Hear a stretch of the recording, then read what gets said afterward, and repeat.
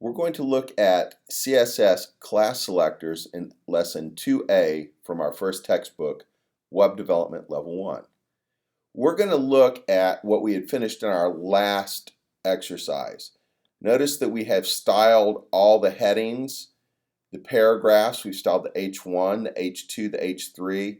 We've styled things with the paragraph tag. So let's look at our code for a minute.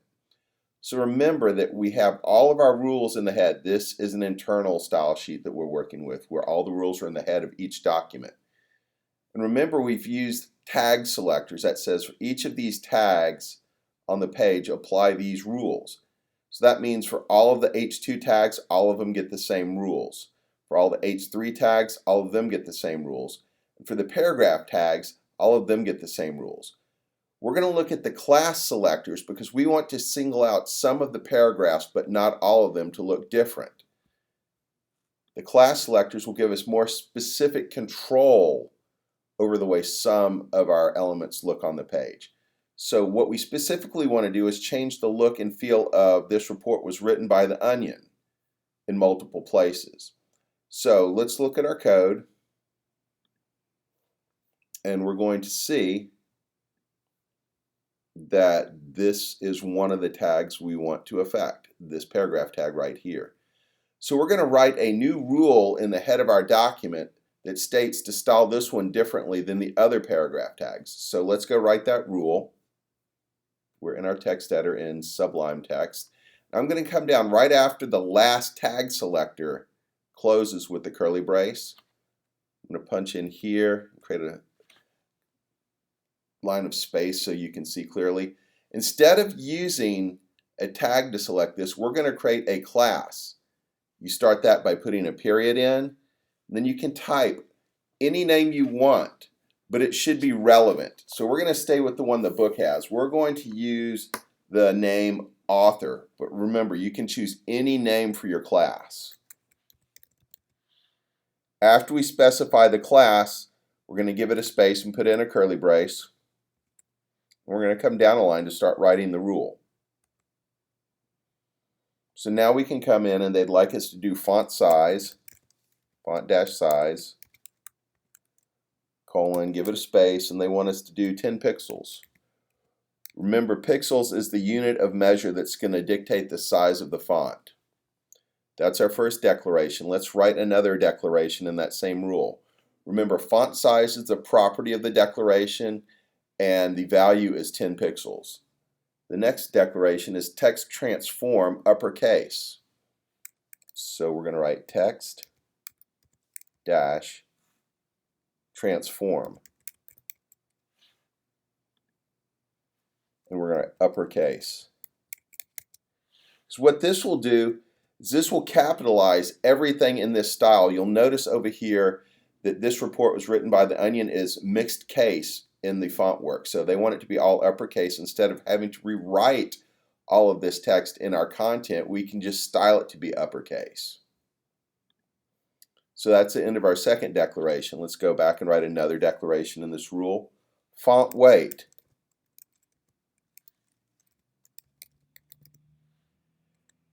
And we're just going to put bold in here. Remember, we looked at how to do this with HTML with the strong tag earlier. You can put bold either in the strong tag in HTML, or you can do it in font weight with your CSS. I really suggest you stick to probably the CSS in most cases. It's just more easy to change at later places if you have multiple bold or font weights in the same page. So font weight is going to be bold. Later I'll show you how to vary the amount of bold it's going to be, but right now we're just going to write bold. Remember, at the end of each declaration we have a semicolon. We're going to have one more declaration that states the color of the font.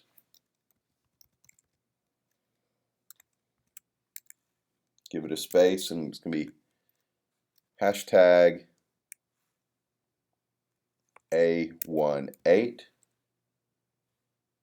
F81. Remember, this is hexadecimal color. The first two values are for the reds, the second two values are for the greens, and the last two values are for the blues. Now, after we write this rule, we have to apply it. So remember, the name is author. So we're going to apply this to all the places that this report was written by. So let's find those. So now here's our first instance. This report was written by. And we're going to go right inside the P tag, after the P but before the closing bracket, give it a space and write class equals, give it the quotes and give it the name of your class, author. We're going to save that and test the first instance. Always do this in small steps. Go back and refresh the page, and we should see this part of our text change right there when I refresh. So let's refresh. You notice it went all caps and went gray and it got smaller. Now let's go back and apply those classes, that same class, to each of this report was written by, or this report was inspired by, in the rest of the document. So we're going to go down here and find the next instant of this report written by. And we're going to use the same class. So remember, you can code faster. If you don't want to code every keystroke, you can copy stuff you've already done. So I'm just going to go and use the same class definition right here. I'm going to go edit, copy, come down to this report was written by, go inside the P, give it a space, edit, paste, and let's go down. There's one more place we'd like to do this. This report was inspired by, go down to that P, edit, paste that. Remember, this saves you a little bit time as a developer. Save that. Now what we should see when we refresh is this report written by the Onion and this report inspired by but not written by the Onion should change as well. So I'm going to refresh. You notice they are now all smaller, gray, and uniform for that type of annotation.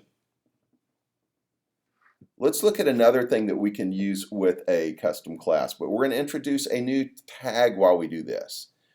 We want to come up here and we want to change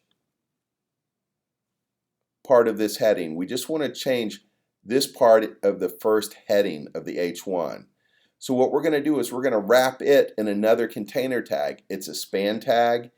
It's going to be inline. That means nothing changes or wraps under it after you put the span tag in. So let's go and code our span tag. So let's go to our text editor. We're going to the H1 in our code. Well, actually, let's write the rule first. Let's write the custom class we're going to apply to this. We don't want to apply it to the whole H1, so we're going to have to write the rule that we use inside the span.